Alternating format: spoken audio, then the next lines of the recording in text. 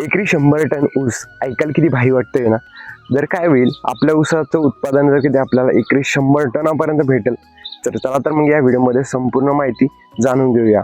Step by step गोष्टींना follow करूया, जेणेकरून काय होईल आपल्या ऊसाच्या उत्पादनामध्ये आपल्याला चांगलं वाढ आणि चांगला रिझल्ट आपल्याला नक्कीच बघायला मिळेल. जर शेतकरी मित्रांनो जर कधी आपण सुरुवातीपासून नियोजन जर केलं तर निश्चित रूपानं आपल्या ऊसाच्या उत्पादनामध्ये आपल्याला 100 टनापर्यंत देखील आपण उत्पादन घेऊ शकतात. जसं की शेतकरी मित्रांनो बरेच शेतकरी 100 टनापर्यंत उत्पादन घेतात, पण मात्र ते सुरुवातीपासून व्यवस्थित नियोजन करतात. आणि आपले काही शेतकरी काय करतात की एकदा लावून दिला की त्याला 2-3 बेसळ डोस टाकून देतात, खूप जास्त खर्च करतात आणि अपेक्षित करता की 80 टन 70 टन असं याच्यामध्ये आपल्याला निघेल. बट होतं काय माहिती आहे का, ज्यावेळेस आपला हे जात असतं त्यावेळेस आपला ऊस कमीत कमी 50 55 40 असाच होत असतो. पण मग तेवढाच खर्च करायचा आणि तेवढ्याच मध्ये आपल्याला जर कधी 100 टनापर्यंत उत्पादन निघलं तर तुम्हाला नक्कीच फायदा होऊ शकतो. जर आपला हा माझा खोडा ऊस आहे तर याचं म्हणजे कमीत कमी म्हटलं तर 1 एकरमध्ये 70 टनापर्यंत ऊस निघतो आणि जर काढला तर 100 टनापर्यंत पण जात असतो. तर आपण इकडे मागचं 8 साली ऊस लावलेला आहे, तर आपल्याला सुरुवातीपासून व्यवस्थित नियोजन करायचे जेणेकरून आपल्या उत्पादनामध्ये 100 टनापर्यंत उत्पादन निघलं पाहिजे.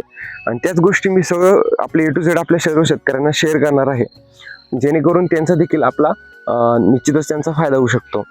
तर शेतकरी मित्रांनो सुरुवातीच्या वेळेसमध्ये आपल्याला कोणत्या खताचा वापर केला पाहिजे, ज्यामध्ये आपल्याला सुरुवातीला गरज असते ती म्हणजे मेन म्हणजे फुटवा चांगला होण्यासाठी आपल्याला वापर करायचा आहे 1443 किंवा आपल्या जर कधी 1261 अवेलेबल असेल तर 1261 वापरायचा. पण मात्र 1443 जर तुम्ही वापरणार असाल तर उत्तम क्वालिटीचा फुटवा आपल्याला बघायला मिळेल. प्लॉटची हाईट देखील चांगल्या प्रकारे होईल. थोडंसं महागडं जातं बट फायदेशीर आहे. एकरी 5 किलो आपल्याला याचा वापर करायचा आहे. आणि शेतकरी मित्रांनो आपल्याला जर कधी स्लरी बनवता आली तर दर 15 दिवसाला आपल्याला एकदा बनवल्याच्या नंतर कमीत कमी 2 महिन्यापर्यंत आपल्याला ती यूज करायला जाते. फक्त ती स्लरी काय करायचंय आपण बनवायची आणि ज्यावेळेस आपण 15 दिवसाला जर कधी 20 लिटर पाणी त्यातून काढायचं आणि 20 लिटर पाणी त्यामध्ये टाकून द्यायचं. स्लरीमध्ये आपल्याला काय गोष्टींचा वापर करायचा आहे, त्याच्यामध्ये काय लागत असतं आपल्याला गूळ लागत असतो, अंडे लागत असतात, ताक लागत असतं, त्यासोबतच आपल्याला गाईचं गोमूत्र आणि शेण लागत असतं, जे की आपल्या सर्व शेतकऱ्यांकडे इझिली अवेलेबल असतं. तर याचा देखील आपल्याला वापर करायचा आहे. स्टेप बाय स्टेप मी जसं बनवणार आहे त्यात गोष्टी मी सर्व शेतकऱ्यांना शेअर करणार आहे. त्यासाठी शेतकरी मित्रांनो या चॅनलला सबस्क्राईब नक्की करा, जेणेकरून आपला नक्कीच फायदा होऊ शकतो.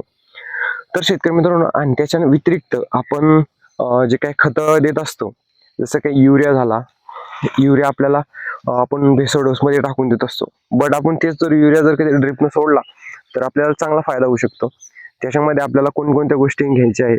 युरिया आपल्याला 5 किलो एकरी दर 15 दिवसाला 16 दिवसाला आपल्याला याचा वापर करायचा आहे. युरिया आपल्याला 5 किलो घ्यायचा आहे. पांढरं पोटॅश जे असतं त्याचा देखील आपल्याला वापर हा 5 किलो करायचा आहे. त्यासोबतच जे काही फॉस्फरस ऍसिड असतं, फॉस्फरस ऍसिडचा देखील आपल्याला 5 लिटरचा वापर करायचा आहे. आणि फॉस्फरस ऍसिडमुळे आपले जे काही ड्रीप लाईन जे असतात ज्या चॉकअप होऊन जात असतात त्याला देखील आपल्याला फायदा होत असतो. म्हणजे चॉकअप जे असतात ते बी क्लिअर होऊन जात असतात.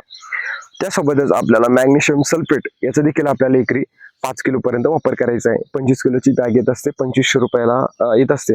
कमीत कमी 5 वेळेस आपल्याला याचा फायदा होऊ शकतो, 5 वेळेस सोडता येईल.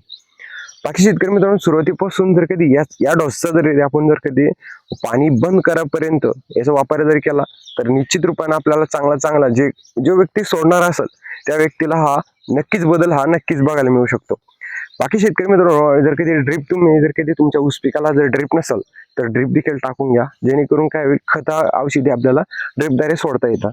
कारण की पाट पाण्याला व्यवस्थेमध्ये पोचत नाही. शक्यतो आपल्याला ज्या कमीत खर्चामध्ये हे चांगलं उत्पादन घ्यायचं आहे त्यासाठी आपल्याला आपण जे काही फेप्सी असतं, फेप्सी ठिबक त्याचा देखील आपण इथं वापर करू शकता. कारण की एक सीझन निघलं तरी भरपूर असतं. आपल्याला मास अंदाज 2200 रुपयाला बंडल येत असतं. तर त्या बंडलमध्ये आपल्याला 10 किलोचं बंडल येत असतं. त्याच्यामध्ये भरपूर आपला फायदा होईल. बाकी शेतकरी मित्रांनो, शेती संबंधित अशी कामाचे व्हिडिओ बघण्यासाठी या चॅनलला सबस्क्राईब मात्र नक्कीच करा आणि हा व्हिडिओ जास्तीत जास्त आपल्या ऊस उत्पादक शेतकऱ्यांपर्यंत देखील नक्कीच पोहोचवा, जेणेकरून त्यांचा देखील कुठेतरी नक्कीच फायदा होऊ शकतो. चला तर मग भेटूया अशा नवीन व्हिडिओमध्ये. तोपर्यंत नमस्कार.